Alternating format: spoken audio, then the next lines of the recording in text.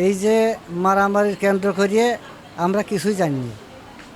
আমরা কিছুই জানিয়ে বাড়ির পাশে একটা লোকের আঘাত করতে যাচ্ছে, আমরা রাস্তার সাইডে দাঁড়ানো হয়েছি, আমরা কিছুই কোনো কথাই বলতেছি না বলার পরে সেইটা ঘুরিয়ে এসে আমার আক্রমণ করলো।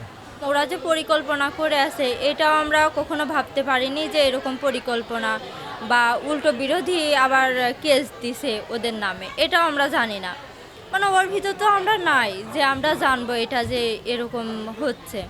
পরবর্তীতে মারামারি বাঁধছে, মানে রিপন কাজীকের ওখানে যেয়ে ভাঙচুর করেছে, করার পরে আমরা মানে একটা পাড়ায় কোনো কিছু হলে তো একটা মানুষ যে দৌড়ে তো যায়, এটা স্বাভাবিক, সবাই যায়।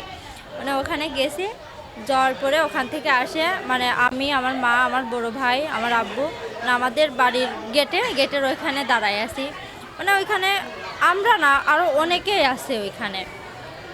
থাকার পরে ওইখানে কিছু মানুষ, মানে আমি যাদের চিনি, জামাল নামে, রুহুল বিশ্বাস, তারপরে শিমুল, হান্না আছে, মানে এইগুলোই মানে আমি চিনতে পারতাম। আরও অনেকেই ছিল কিন্তু অতটা আমি আন্দাজ করতে পারতেছি না।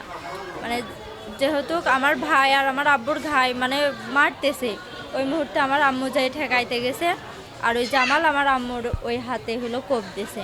কোপ দেওয়ার পরে সাথে সাথে আমি গেছি, যাওয়ার পরে ধরেন আমার আম্মুরে নিয়েছি, আর জামাল আমার কোপ মারতে গেছে, মানে মিথ্যা বলবো না, ওখানে রুহুল বিশ্বাস ছিল, উনি ঠেকাই দিছে, বলছে ওনার গায়ে হাত দিয়েন না। বলার পরে উনি আমাকে সরাই দিয়েছে, আর এই পাশে আসে শিমুল আমার মানে গায়ে হাত দিছে। মানে পূর্বে যে কি ঘটেছে ওইটা নিয়ে যে এখন তোমরা এরকম করবা এটা তো আমরা জানি না। মানে পূর্বে যা ঘটছে তোমাদের সাথে আমার আছে, ঝামেলা আছে, তাহলে তোমরা আমার সাথে করো, তাহলে ওদের সাথে মিলে তোমরা কেন এভাবে করলে আমাদের সাথে?